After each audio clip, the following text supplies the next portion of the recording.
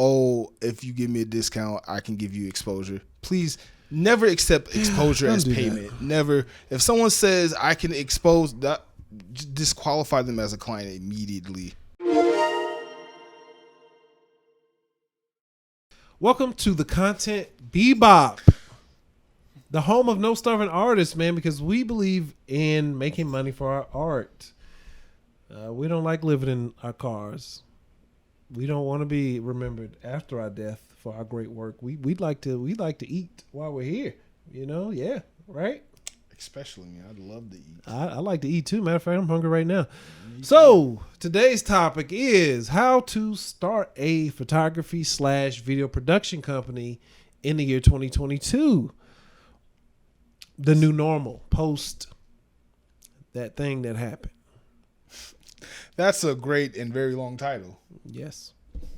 That thing that happened. Yes. So how do we start a video production company in 2022 post this thing that happened to everybody that we're all going through? And that's what we're going to talk about here today with my guest, Mark Leary from Videography. Hey, I'm back again. I swear this is a whole separate day, whole nother video.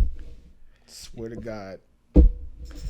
Yes. Thank you for being here, Mark. I appreciate you being here. So let's start things off. So I'm gonna start with a little story about how I started my video production company.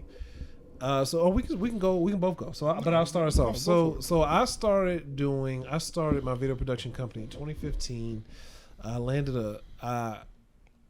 started the LLC in 2015, but I started shooting way before that. But I got serious about things in about 20 serious-ish about 2015. I was shooting a little bit, just about everything. I was shooting whatever I could get my hands on. I started shooting weddings. I shot a little bit of everything. I shot a little bit of everything. I shot some stuff that I can't even admit that I've shot here on camera today. I'd be a little embarrassed. So I've shot a lot of things. Like what? Some things that I'd be embarrassed to admit here on camera today. Okay, it was a test. I shot a lot of things, you know. So I've shot a little bit of everything, unfortunately. But what it has done is hardened me and trained me to be able to do what I'm doing now. So I started my video production company, and I decided eventually to go into the realm of commercials. So I realized quickly that film was real. The film world was not for me. I thought it was cool. It was a glamorous idea, and it still is. I still like it. It's okay, but I don't think it was for me. The nepotism, I was not a fan of. I was not a fan of people that didn't know a lot telling me what to do. And it was basically just office politics. Whoever kissed the most ass to the producer in the office got the bigger jobs and roles and stuff. I remember a guy looked towards me and didn't know the aperture to put his camera on, yet he was telling me what to do. And I was just like, this is not it for me. I think I'm done with this. Like, you can't even YouTube a video on how the exposure triangle and you telling me what to do? I'm like, nah, I'm good on this. Did you like tell him what aperture to put? I mean, of course. I'm still gonna do my job. But yeah, I realized then and there this was not for me. So I really haven't, but I still spend a little bit of time in it. Here in Atlanta, you can't help it. If you got a camera, you're gonna land somewhere on some video production work. Yeah. You know, solo work or in a studio, wherever the case may be, on set, film set, somewhere. You're gonna land somewhere because there's so much work out here. Actually, it's weird about Atlanta. There's so much and not so much at the same time. There's a lot. It is very weird. You could literally drive from here to Norcross and you would see a truck or two production truck. I've seen it. I'm literally just driving to my mother's house, my parents' house, and I see a CBS truck on the highway driving. Like, oh, okay, hey, what are they shooting? But at the same time, they're hard to find to like get in. Right. They keep them secret, so they're not everywhere, but they're here. Right. So it's like if you do a little digging, I think you can find them.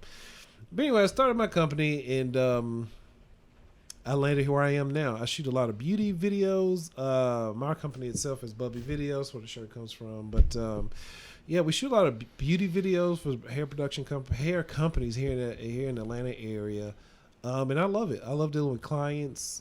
I like the space. I like the people I deal with. I like it on a daily basis. And I personally shoot more video than photography. What about you, buddy? What do you do? How'd you get started? Well, that's an interesting question. Thank you for asking. I started my photography business. Well, again, started kind of loose, but I've been shooting since 2014. But I called myself a photographer officially 2016. And I, up until last year, I just primarily stuck with photography just because it was what I was most comfortable with. Well, it was, to be honest, what I was passionate about because it just kind of reminded me of some other things from art school. So I just fell in love with photography and just did not want to look anywhere else. And from there, I just slowly started building up a clientele, shooting friends and family, and just practicing and, just trying to make money while practicing photography, which is something I don't recommend. And then I got a couple of big breaks on some gigs, and I was like, I love this making money with my camera thing. Let's see where we can go with it. And here I am. And I just happen to have a good group of supportive friends who do similar things to what I do behind the camera. And, they all kept lighting the fire up under my butt. And I just kept growing from there, failing and growing and learning and growing even more. And here we are. I have two businesses, Blurredography and Mark Leader Photography. So, So let's start things off with the crazy question we see all the time on YouTube. Is it too late to start a video production company in 2022? What do you think? No, I don't think it's too late. I think it's never too late. I don't think it's ever too late. And I think, honestly, quite the contrary. Now in 2022 is the best time. It's right. the best time in an artist's history, like in the history of art, to be a content creator. I 1000% agree with you there. Like, this is the best time in history to be an artist. Yeah. Just know how to market your artistic endeavors. And therein lies the problem. Right. Figuring out what you want to do and how to market what you do. There where the issues come in. But rest assured, if you're watching this and you want to know, am I too late? Am I too old or whatever? No. Right now is the best time in history to be doing what we do. There's so much money. There's so many different avenues, so many different niches to pick and go into. You can do funerals, weddings. You can do birthdays, bar mitzvahs. Bar mitzvahs. Hey, man, if you know how to pronounce it, then you can be doing that. You can be doing commercials, man. It's so much that you could be doing. Hold on. Let me add another one too. It's so easy now. You can literally pull your phone out of your pocket and just start an Instagram and just guess what? Use that. You already got all the equipment you need in your pocket to get things started. You literally have half of the equipment in your pocket already. You could seriously start an Amazon, and it's so crazy that I'm saying it and I should be doing it myself, but you could seriously start an Amazon product photography business for less than $100. Assuming you already have a phone. If you already have a phone that was made within the last 5 years, then you already have a camera that's good enough. Buy you like a little product photography thing from Amazon itself. I'll put a picture here to show you, but it's a white box, a little transparent box, and light can come through it. And I'll have a link to it in the description, and I'll show a picture of it. But they're very cheap. I got a couple probably laying around here because I bought a few of them and don't even know where I put them. But they're around here somewhere. They're very cheap. You can start your business just from that alone. Not even that. Just like be in the new normal. You have to be creative in how you do business now, and I've seen a lot of content creators, like I said, with their phones, who are helping create content for other content creators just with their phone. Like, yeah, you could do that. Like, look at how big TikTok is growing right now, and the only thing you need for TikTok is your phone. You don't even need lights. You don't even need audio. You just need a phone and just do some crazy stuff and just get an audience. Now herein lies the problem, because like we just stated, you have the equipment, if you have the know-how to how to do it, you just need to figure out how to market things. Because I can tell you from experience, learning how to do this stuff is not that hard. It's not. The fact that I'm doing it's not that hard. It's not hard. Like, I've learned more on YouTube in a few months than I've learned 5 years in $50,000-$60,000 later in debt from college on how to do this. You could literally sit for if you just sat and grinded for a couple weeks to a couple months on YouTube, you could figure this stuff out. Yeah. It is not difficult. It's more so, do you have an interest in it? Do you have a passion in it? And I'm assuming if you're watching this video, then you do. And you'll be okay. Just figure out what you want to do and then figure out how to market what you do. That is where the magic lies. The magic lies in the niches. Moving on to our next point.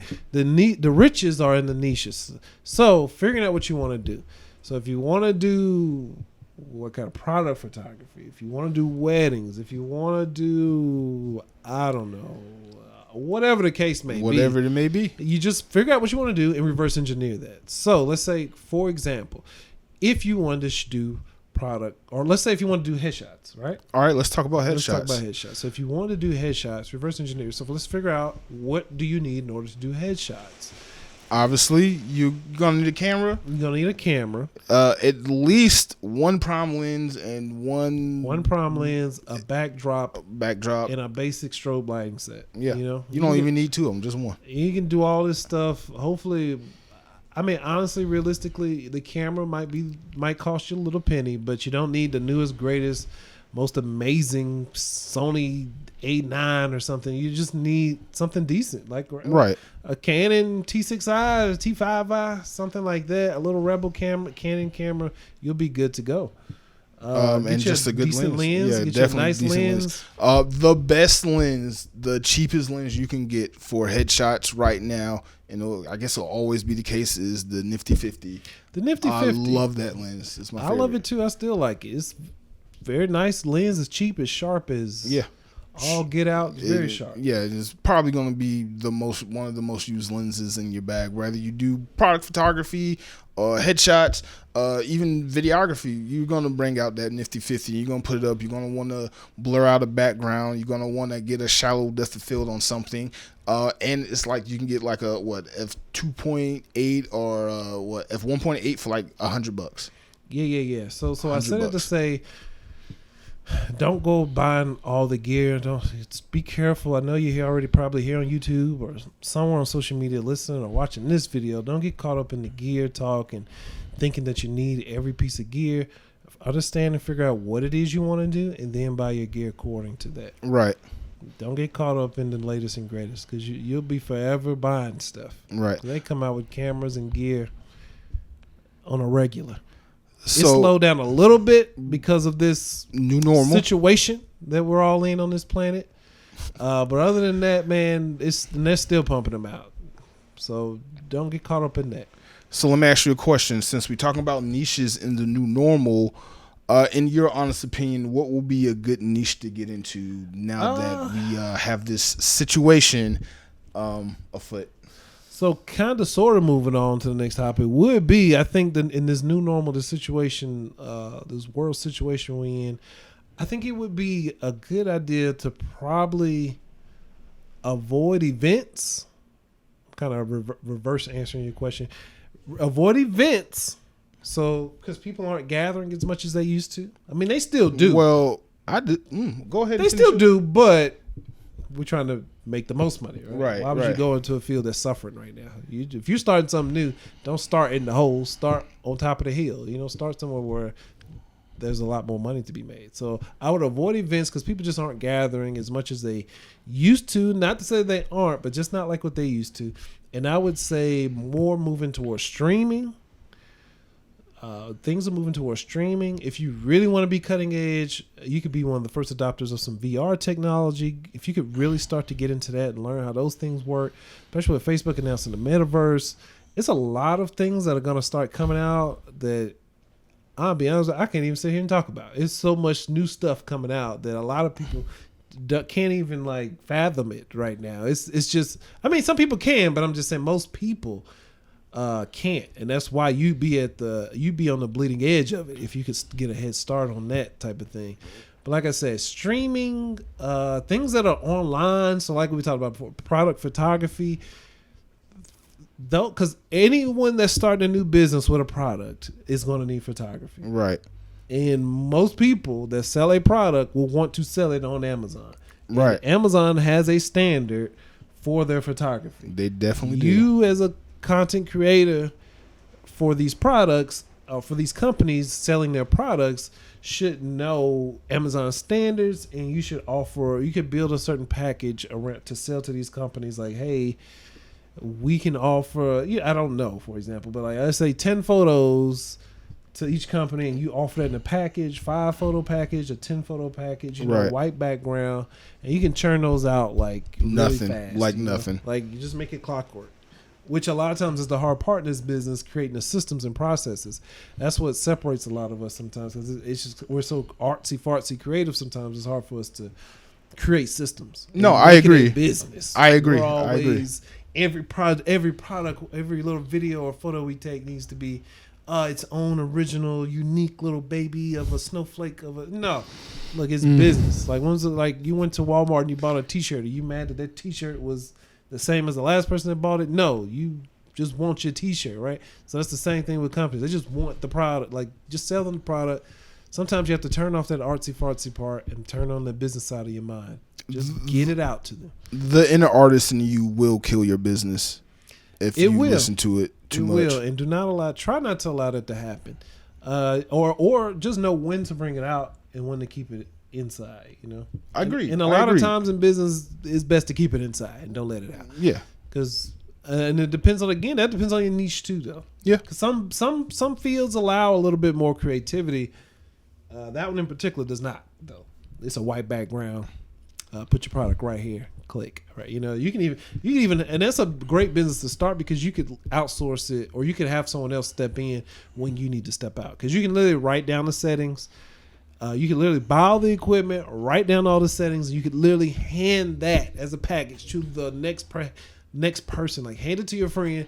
This is what you need to put the camera on. This is what you need to set the camera to, the lighting to, and they can just do it. You know, that's how you can start a legitimate business. You know, some of these businesses, you know, the best business is one that you don't have to be there every day to, that's the best operate. business. I agree. In this business, a product photography business like that is great because you can step away from it because it's very easy to itemize and systemize, and you can hand it to someone else. I 100%. You could grow that exponentially. I 100% agree there. And since we're talking about this, I personally feel like, you know, one of the best niches to get into in the new normal would be something like product photography, because everybody, because of the great resignation in the new normal, everybody's going out, leaving their jobs, trying to start their own 9-to-5 and be an entrepreneur. Cater to those businesses because they're going to need content for the websites. They're going to need content for their social media. They're going to need content for their menus, for their in-office stuff, whatever it is they're doing. They're going to need content. So I think that's a great way to really start, and a great place to start. You can be isolated by yourself and just receive a product, send it back, and do what you have to do with your client. That's another great thing about, and I know this is turned into product photography, product videography, business conversation, but another good part about it is that you could be anywhere in the world and do it right. Yes, because people can ship the items to you. You take the pictures. If you can even send them back to them. Right. So there's no harm in it at all. You know, they send it to you. Say you lived in Atlanta, they were in Washington D.C. Just send it in the mail. Shipping. Wait. Time out. This is a dumb question. You can keep the product. Because I always just send it back to the client, like, because that's what they asked for. They just sometimes you can keep it. It depends. Like, I mean, you could. I mean, these are they have. It depends. Like, depends on what you're shooting. If it's a very expensive item, maybe not. But you know, it's subjective. Whatever. That's between you and the company. Y'all talking about. Okay. All right. Gotcha. But yeah. See, that's and then. Anyway, that's a whole nother thing because you need to take those products, do reviews on them, create your YouTube channel, create a TikTok, whatever the channel, whatever on reviews. You have those reviews. You can make it a part of your contract that, hey, I'm going to shoot this for you. I need a product. I can't talk about it or I can't shoot it if I don't know how great it is. I need to keep it. Okay, they send it to you. You shoot a video about it. Now you can give your honest opinion about it. Right. Or they can pay you to lie and tell you that was great. Whichever works. Yes. Whichever your heart tells you to do. I personally like making money, so, you know.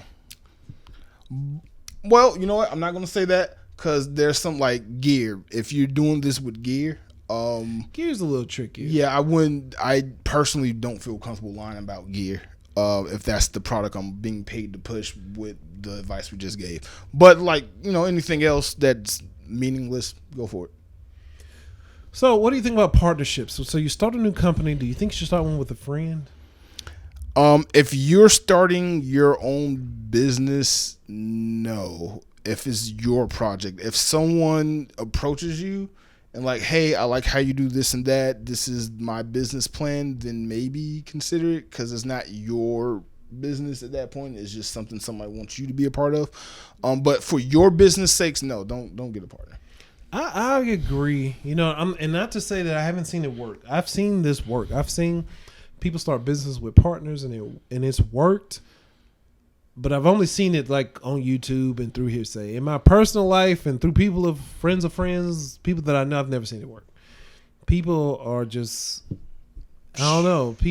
Some people just have different motives, and people just have things going on in their lives. And like in my personal experience, I've always been the one that was more interested in doing it than another person.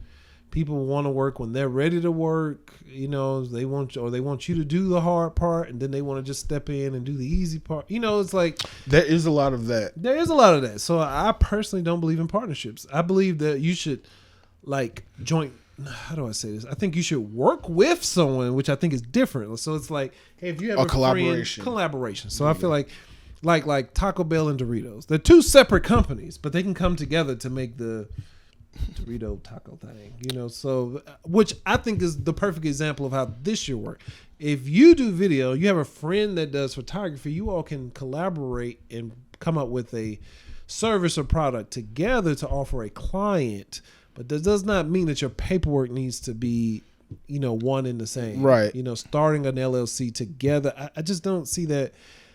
I don't think you should do that. I think because I just don't, man. I really don't. And maybe unless it's a brother, it's a family, but no, still no. If it's my rule is if it's a family member, do not work with them. Yeah. Do not work with family members. Yeah, they will.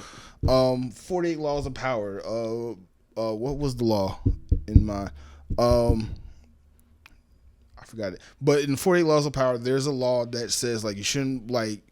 Work with your friends and work with your family members because those are the people that will destroy you from the inside out. They will. They're going to want to be on the same level as you, making the same type of money as you, thinking because we family, we can just do this, but they not even doing the same workload as you are. Yeah, man. Yeah. Friends and family will destroy you the worst, unfortunately. And I hate to say that, and I have friends and family watching this now who have helped me out and supported me. Thank you. I appreciate it. But I've been burnt so much by friends and family. It's made it to where I have a company policy to never work with friends or family again. Even if they're paying me money, don't do it. I just can't do it. Yeah, I totally agree. Working with friends and family is a bad idea. So anyway, closing on that point, friends and family and partnerships just don't work out. I think you should do your own thing. Start your business. That way it grows as much as you grow, and it's not based on someone else.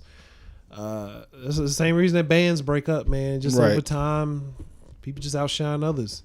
Everyone's not going to grow at the same pace. Now, let me ask you this question. Is there not one scenario you can think of that you can benefit from being in a partnership with somebody? Like, say, if you're married and both you and your spouse do the same thing or similar things, or is that something different? A spouse is a little different because you all are legally already bonded together. I mean, you could be married and your spouse not have anything to do with your business. Oh no, legally. Definitely. But I mean, it does push you all closer, and you know, just inherently, you all are closer. So maybe, you know, but I mean, I don't know. I mean, no, not really. No? Okay. I mean, I would entertain it a little bit more if that were the case, but I still don't. I still don't see. I mean, maybe. How about that? Maybe if it was your spouse. Maybe it's not a definite answer. It's not. Nothing in life I feel like is definite. I feel like people watch these YouTube videos or ask other people for advice because they want definite answers, but not a lot unless you're doing math is definite. Especially if we're talking about an artsy business. I don't think there are definite answers to a lot of this stuff. It's more so chew the fish or chew the meat, spit the bones type of deal. You take it in, you take what you can, and if you hear something that's not making sense, you spit that out. You know, it's like just take in what you can. Gotcha. I understand that. All right. So moving on. Don't be afraid to fail. Oh, I love this topic. I love this point right here. You've heard it time and time again, but just don't be afraid to fail. I know we've heard the term "fake it till you make it," and I think sometimes that's good, sometimes that's bad. I think on this end, I'm on because I live by that philosophy too. Fake it till you make it. I think that's bad now. That I think it depends. It depends. It depends on you. It's subjective because I think if you can handle that, it depends on what you're faking. if you've got a gigantic client like Coca-Cola coming through and they were expecting to see a gigantic studio and all that, I think you're probably pushing it a little bit, Agreed. Just from my experience, because I have failed a lot, especially when it comes to business, because I'm not a business-minded person. I didn't go to school for business. So I've stumbled and tripped over my feet so many times, I forgot how many times. But I'm at the point where I look forward to failure because it's the quickest way I'm going to learn and grow. I personally get tired of everybody patting me on my back, congratulating me. Oh, this looks good. Your work is amazing. And I'm just like, can you find just one thing that went wrong or something you didn't like just so I can know where to go next? Because if you just keep congratulating me, I'm just going to keep thinking I'm doing a good job. And as an artist, and I will say this one thing about being an artist that's good when it comes to business. Artists are usually their hardest critics. So if you look at your work subjectively and you just see where you can improve, I think that's a good benefit of being an artist. But going back to the failure thing, look forward to failure because that is the quickest way you're going to learn. I don't want to say like I look forward to it, but like if a client comes to me and say, hey, we got to talk. I don't like this. I don't like that. That's when I'm more intent. Like, hey, tell me what you didn't like. Let's fix this right now. Yeah, I agree. And stayed on the topic of doing just starting a new company that's starting up this year. Don't be afraid to do free work. I think it's a good idea to do free work. Like I still do free work. Yeah, me too. I mean, it should benefit you. Like you should be doing work that benefit you. Yeah, like that you can benefit from. You should not just be on set helping someone just because you're bored on a Saturday, Sunday. But as long as you can learn something from it, or gain something out of it. And it's not about being an opportunist or, just trying to get what what's in it for me. But I mean, but sort of in a way, because that's how business, like I think because we're artists, we're afraid to be business people sometimes, but there's no business on earth that's ever done something for somebody just out of the goodness of their heart. No. I don't care what ads you saw on TV and they were helping little kids with cancer. It's because they could write it off. It made their company look good. It was something they benefited out of it. Like, it's business. You should treat your brand and your business as such. Don't be afraid to do that. So I said to say, when you going on, like, if it's not, don't be afraid to do free work, but just understand that you should be getting something out of it. You should be, remember this is the age of information. And I do want to give a shout out because we talked about this before we started. I want to give a shout out already to Ty over at Flash Film Academy. He's taught me like how to do that. He runs through. So go check him out, man. Flash Film Academy, the Content and Cash podcast, man. He talks about free work, but he puts it in a term like he calls them beta clients. So you want to do free work for these quote unquote beta clients, but remember this is the age of information. You want to be able to pull information out of these people, these businesses or clients that you do free work for. It needs to be something in it for you. So find out what you need from them. So say if you were doing headshots as your niche, like as you do these headshots for free for this particular client, make sure you're getting like emails from them, finding out, hey, how much would you pay for this? Like I know we're here for free, but how much would you pay for this? What is it that you like about my work? What is it that you don't like? Am I showing up? Am I professional enough? What could I have done to make this process easier? These are the things you want to gain from a client or a customer that you're doing free work for. You don't want to just be there doing free stuff and all you got is something to add to your portfolio, your demo reel. Another pretty picture to add to your demo reel. Yeah, you need something more tangible than that. That's why I like what you said about the information. You do. Information is key in this industry. The more you know, obviously, the more you can grow. And there's no such thing as bad information. Well, I'm not going to say that. There's no such thing as bad or negative feedback in this industry. If you have a client or business, whatever you're working with, if somebody has some constructive criticism to tell you or whatever, just take it and accept it and learn and grow from that. Yeah, I agree. And I kind of want to segue the small segue into something you mentioned. You mentioned pricing. I know just from my experience, that was definitely something I struggled with. And like you said, because of Ty, I was able to learn how to better price myself. But if you're starting out a business, because I know that can be one of the, especially this type of business, your pricing structure, like how much you charge for photo shoots, how much you charge for videos, or what type of videos or what type of products you create, is a huge hang up. Next to the name, that was the biggest hang up that I had when it came to starting my business. It's so big of a hang up. I literally change my prices every 6 months. Not like dramatically, but I realized that I was the cheap guy and I did not know that. And I had to go back to the drawing board and figure out how to improve on that so I can get the type of money clientele that I want. And it's been working. Yeah, it's another tip. If you're starting this business in 2022, don't be the cheap guy. Yeah, don't be the cheap guy. Yeah. Oh my God. Yeah, just don't be the cheap Don't guy. be the cheap guy. I mean, you will or never live that down. You don't want to build your brand as the cheap guy or girl. You don't want to build it as that person because it would only it only hurts you. Yeah. Unfortunately, it's so weird, but cheap clients or dealing with cheap people are the worst people to deal with. Mm-hmm. They are the absolute worst people to deal with. Mm-hmm. I can tell you from experience, I've dealt with someone that I've charged $300 to do a video for, and I was there all night shooting it, and I've also been paid 5 figures to shoot a video. And those people are so laid back and easygoing. It's so crazy.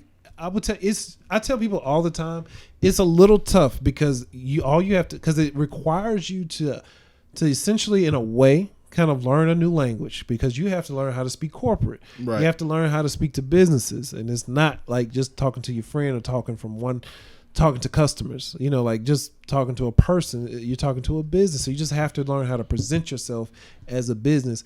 It's just as difficult. This is what I tell people. It's just as difficult pulling $10 out of a broke person as it is pulling $10,000 out of Coca-Cola. You might as well work to pull that $10,000 out of Coca-Cola than the $10 out of this broke person. Because the broke person is going to be over your shoulder watching every little thing you do, and it's not even going to be worth it at the end because they're going to be with you during the pre-production. They're going to want this, want that. Like, oh, I want to have an airplane come out the sky and spell this in the air. You can fix that in post, right? You can put the airplane, and they're gonna be there doing a production. Like, I heard about a red camera. Y'all got red cameras? Like, yeah, I want. It's like, yeah. In order to use that, we need to hire these things. They don't even want to understand none of that. Then you got the post production. They're gonna be over your show. They want to show up, help you edit it. Man, help you edit. I'm sorry. Be there over your shoulder. I've been there. You don't want to do that. You do not want to do that. I hate having clients over my shoulders. I Even when I like, invite them to do it just to shut them up, I just hate it. I can't even do it. Like, I wouldn't even work with you. That defeats the purpose of me starting this business. If you start a business, there should be some sort of like processes and procedures. There should be a little bit of oomph to yourself. You should be able to tell people no. Because alternatively, I've worked with the 10 grand client, the big 5-figure clients, and hey man, you said like they're so easy going. They're laid back. They pay you the money. Hey, you said you have it on the 10th. I'll talk to you on the 10th. Cool. Thank you. As long as you can deliver it. Now, don't say all these things and then not be able to deliver it. But assuming you're a man or a woman of your word and you can deliver, these are the best clients to deal with. So, yes, it's going to require a little bit more digging and learning and understanding to deal with them. And that's where most people fail because they don't want to learn these things. And I'll admit it's not easy, but it'll be worth it because one client could feed you for 10, 20 clients of broke people, broke bottom feeder clients. You get 10 of them and it equals half of one decent client. They paid you what you asked for, and they didn't make you want to pull your hair out in the process. And just on a personal note, don't fall for that. Oh, if you give me a discount, I can give you exposure. Please never accept exposure as payment. That. Never. If someone says I can expose, disqualify them as a client immediately. Yeah. Immediately. I don't care you got 10,000 followers on Instagram and Facebook that you barely post to, and some 1, 2, 3 famous local rappers follow you. I don't care. That's not unless your name is Kanye West or Beyonce. And you can pay me an exposure. I don't want your exposure. Your exposure is not going to do anything for me. Yeah, this it's the sad truth, but it's the truth. Yep. This is a fact. And what's another good tip we can bring up about starting a business in 2022? If you're going to be starting a business, especially in this industry, you want to be using contracts. You want contracts. You want things laid out. Letting yourself and your client know what to expect. You don't want to do business with anybody, not even family or friends. You don't want to do business without a contract. Right. Regardless of what it is, whether you're being paid for it or not, everything that you do needs to be spelled out in explicit detail. If your client does this, it needs to be spelled out in the contract. If you do this, it needs to be spelled out in the contract. And there needs to be redundancies and penalties for if one or both parties fail to achieve the agreed upon contract. Yeah.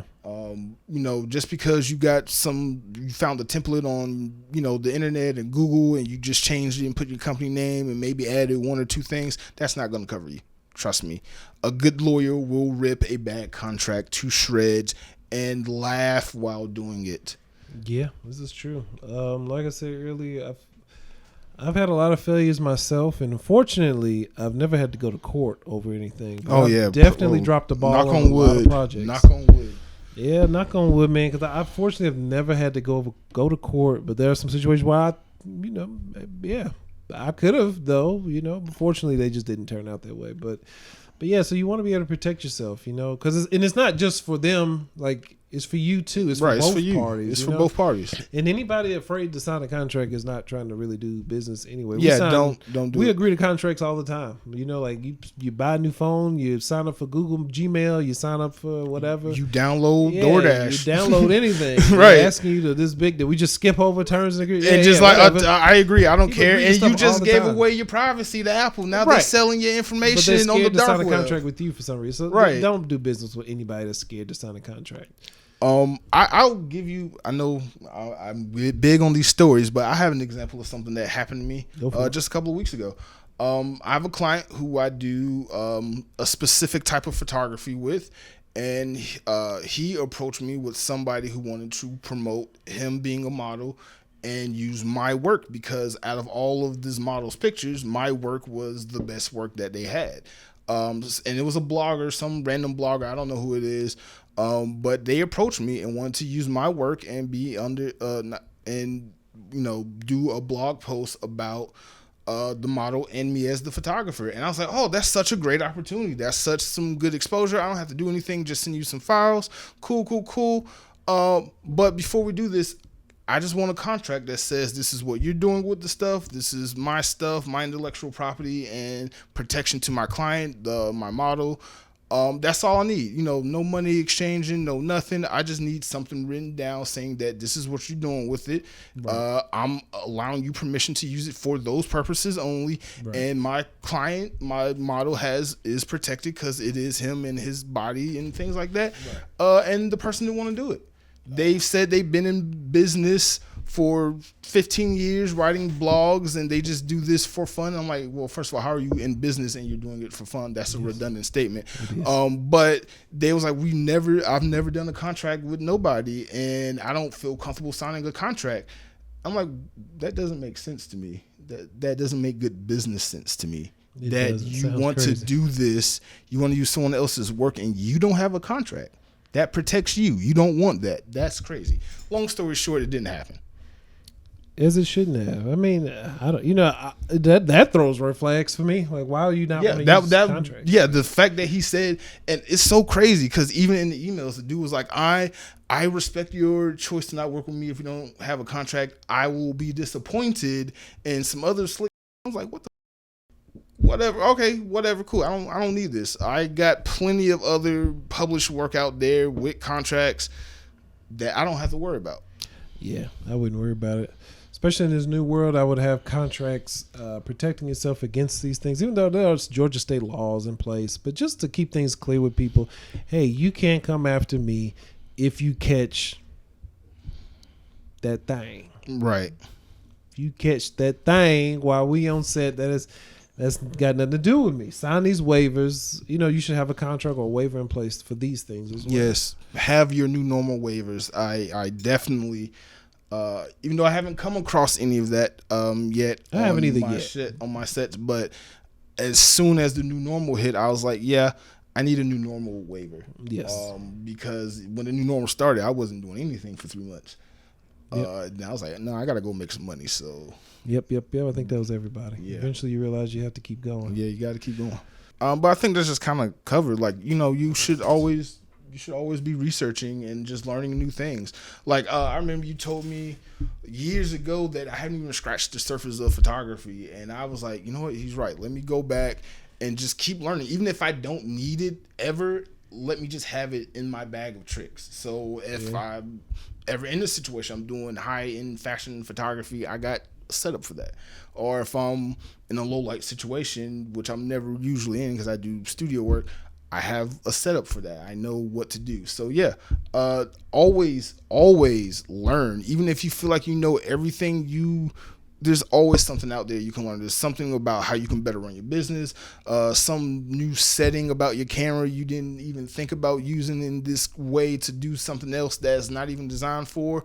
Just always learn. Like I like to spend at least 80% of my time trying to educate myself on anything in cameras, in photography, in videography, filmmaking, editing. I'm not a big editor when it comes to video, but I'm going to learn how to do it just in case if I have to.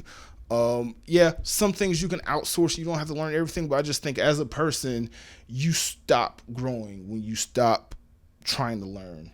Oh, I agree, especially in this industry. Well, in anything. Yeah, that's just in anything. That's in anything. But this industry is no exception. Yeah, there's no exception. Always educate yourself. Audiobooks.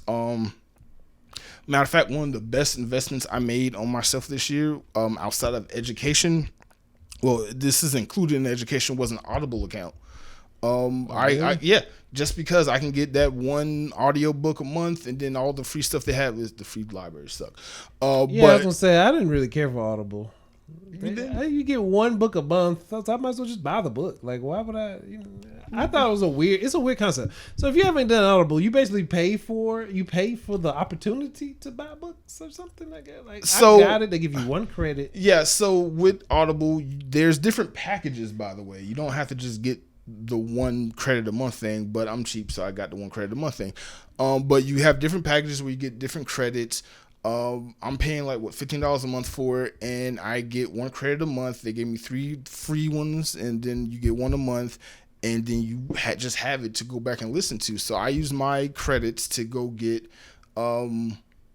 like anything on education as far as like how to do business, some self-help books, and just kind of go from there. And I just go and listen to that one title every day, or not every day, but I just listen to it, and then it's still in your library. You can go back and pull up anything. I use my credits on books that cost more than $15 a month, so like that's just what I look for. Because you're right, if it's anything like less than that, then you're just kind of wasting your money. Yeah, I personally, learning is important. I heard LinkedIn Learning is great. Formerly lynda.com. I heard LinkedIn Learning is great. Just finding something that can hold you accountable, I think, is great, because something involved. I've personally found that just doing something that holds me accountable, something that involves other people, has helped me. Because even with LinkedIn Learning, Skillshare, whatever, the Audible, you still have to do them. Yeah, you still have to do them. You have to actually do them, but I feel like it's something that involves other people. Because LinkedIn Learning isn't going to call you out if you don't click on it. They just take your money every month. You know what I mean? Audible and they will be happy. Yeah, it's on repeat. They take your money. But I feel like something, if there's like a meetup in your area, something like that, or like a chamber or something. Don't do chambers. I'm sorry. Unless it's free. I was doing a chamber, and it's not the... Chamber's not the best. There's a way to make it work, but I feel like it's an old school strategy going to chambers. I went to a chamber for a long time. I went for like almost 2 years. Yeah, I remember those. I was going every week. I remember you man, you ain't got a Chamber of Commerce membership yet, and I was like, it was okay. I definitely benefited from it, because I mean, anything you do long enough, you're gonna stumble on something, right? And I did it long enough, and I stumbled on a pretty decent client, but I wouldn't recommend. That's how you got that one big client. That is how I got that client, but I wouldn't waste my time on chambers. I'd give it a shot just to see, but I think it's an old school method, and today there are better, faster ways of getting that same goal met. But yeah, man, find something that holds you accountable. So I think something involves people, or I think that's more valuable than a lot of things. Courses are nice too, but if the course can come with a group, because I think both of us, we're in one particular group and it helps us out a lot. Again, Flash Film Academy, we're gold members over there. I'm not trying to turn this into a review for them, but they're great. Ty's great. The community is great. And just something like, because they meet every week and it's been good meeting with them and just speaking and having access to the guy that hosts it, Ty, and being able to ask him questions. And I think that's a great thing, being able to chat and ask questions and talk, and get live feedback is good. I'm gonna be honest with you. First of all, this video is not sponsored by anything we're talking about. We pay for all that stuff out of our own pocket. But in the case of Flash Film, the courses are great. The weekly lives are great, but I think the thing I like about it most is that the community that's behind it. There are other people there who are buying the same courses and the same lectures as you, and they love talking about business. You hear this saying a lot, circle of friends, and, you gotta cut people out who ain't helping you grow and things like that. I know it's kind of a selfish thing to say, but there's a community of people who just love talking about creating content and cameras and gear and all types of stuff and how to grow their business. And I swear to God, I'm just on there middle 3-4 o'clock in the morning, just asking questions and trying to talk to people, because that's what I benefited most, is just having that instant connection. I feel you with the local meetups, but I've done local meetups too, and it was like, oh, we all do camera stuff, let's drink, or we all do camera stuff. You're right. There's something I noticed about the photography industry in particular. Other photographers are really toxic and closing it, and they all think you're gonna come after their business when they don't realize that it's enough business out there for us all. It really is. It really is. But no, I agree. Other photographers are kind of toxic, but I think finding the right tribe is still good for you. Find your right tribe. Have a good circle of friends around you that keep you not only motivated but keep you accountable. I can't tell you how many times a day, a week, I call him up and like, when you posting that first video on your channel? I'm gonna call you out on every video until you do it. Yeah, you should, because it needs to happen. But that's what you need. You need some. I think that's better. That's your best bet, especially when starting off. Yes. When you're starting off, I think you need an accountability partner or some sort of group that holds you accountable, because this industry is tough. It's hard, especially in the beginning, because you may not necessarily know what to do next. You don't have anybody over your shoulder telling you what to do, like a job. And you're gonna lose focus real quick. It's easy to lose focus. Like I said in another video, we live in a world of distractions. Everything. I feel like anytime you turn your phone on or step outside the house, it is designed to distract you from whatever it is that you originally had your goal set on. It don't even matter what your goal was. I'm not even saying you were trying to be super successful. Your goal could be to go to the grocery store and pick up a pack of gum. You will get distracted into doing something else. And walk out with $200 worth of shit. You'll walk into the store with a whole grocery bag full of stuff, or you drag to go over here because you saw a billboard. Your phone goes off. There's an alerts going on your phone. Like, hey, check out this new video on YouTube. Hey, have you been by here yet? Like, it's so many distractions. So, right. I'm literally sitting here recording a YouTube video, and I sat here and checked my phone because I got some alerts. And I kind of hate to say, but even though I love how technology has helped us out and we've progressed as a society, it also has hindered us the most. I think technology, and let's not stray too far, but I don't think technology has hurt us too much. I mean, it has hurt us, but anyway. So I think technology has helped winners win, and I think that's the thing to take away from technology. I think there's some negatives. It's bringing out the core of people. It's bringing the bad stuff in a person. It's bringing it out to the forefront, but I think ultimately it's helping winners win. So technology is your friend if you allow it to be. It's literally an extension of you. So if you are an unorganized person that gets distracted easily, if you like bad, negative stuff, then that's what's going to pop up on your phone. Nothing pops up on your phone that you didn't allow permissions to allow to pop up on your phone. So if you're an unorganized person that likes video games and nasty stuff, then that's what's gonna pop up on nasty stuff. Nasty stuff. Okay. If that's what you like. That's what's gonna pop up on your phone. Okay. If you're an organized person, let's say if you're very success oriented, I don't know, religious or whatever, then that's what you're gonna get on your phone. Quotes and scriptures and positive stuff. When you get in your TikTok, it's not twerk videos. It's gonna be because it's actually a lot of positive, uplifting stuff on TikTok. It just doesn't get as many shares, unfortunately. Right. It's mainly the twerk videos and the cats, to be honest, which I like cats. And stuff. Thank you for TikTok admitting. too. But all right. Okay. Anyway, look, Thank I you like for admitting TikTok, that. but there's good stuff on there too. It's Okay. literally just an extension of who you are.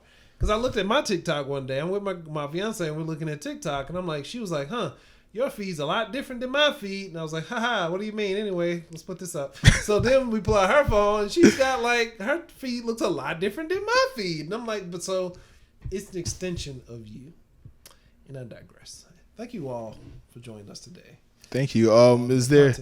Yeah. That was actually a really good talk. I think I like that. Is there anything you want to add? Any takeaways? Any extra advice or tips we can give? I don't even really think we. I think my takeaway, man, if you want to start a business in 2022, if it involves a camera or involves creative work, go for it. I think there's no better time than now to do it. There's nothing in the way other than yourself. The only enemy you have is the one you have in the mirror. When you wake up, you look at that person and just be better than that person was yesterday. That's the only enemy you have out here. It doesn't matter what they're doing in the White House. It matters, but it's so small compared to what you can do for your own life. You know, right? It doesn't matter what's going on CNN. It doesn't matter what they're doing down the street. What your cousin Boo Boo did on TikTok. None of that matters as much as what you do for yourself and just trying to be better than you were yesterday. That's what matters. I like that. Always strive to be better than you were yesterday. That should be our only competition. Yeah. Because we just kind of digressed a little bit into social media, but we live in a world of distractions and comparing yourself to others now. Because all you see are people's like great highlight reels on social media. You don't see that down. You know what? Yeah, social media has definitely made keeping up with the Joneses more of a you have to do this type of thing. And that is not a good thing. That is not. I do not think that's a good thing. I think we could go for cutting some of that out. Yeah. But again, it's only an extension of you. No one's forcing you to open your phone. No one's forcing you to do any of that stuff. It's really about taking responsibility. If this is what you want to do in 2022, there's no reason you can't. This is the best time to do it. Go for it. Especially when it comes to content creation and being an artist. Be a businessman that sells your art. Yeah. I like that saying. Or woman.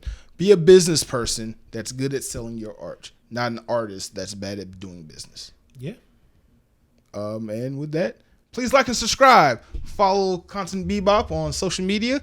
Content Bebop. Visit the website, ebooks and everything. And subscribe to the channel. Let him know what you think about the video. Yeah, if you guys have any other ideas or tips in the comment section, let me know down below. And we're going to cover them. We're going to talk about it. We're going to get this out here because I don't think it's talked about enough. The things that don't go talked about in this industry. I agree. Like we talk about the gear too much. You know? Yeah, I definitely agree. There's too much gear talk out there, and I'm gonna be honest, a little too much how-to start up stuff too. No one's really talking about the what do I do in this situation, or just talking about failures. Nobody talks about their failures. We got plenty of failures. I can tell you about them. I'm embarrassed to tell you, but I'm gonna still probably tell you. That should definitely be a fun video to do. Yeah, man, there you go. All right, look forward to it. So, yeah, let us know in the comments what you think. The Content Bebop, thanks for tuning in, and until the next one. No starving artists. Sure. No starving artists.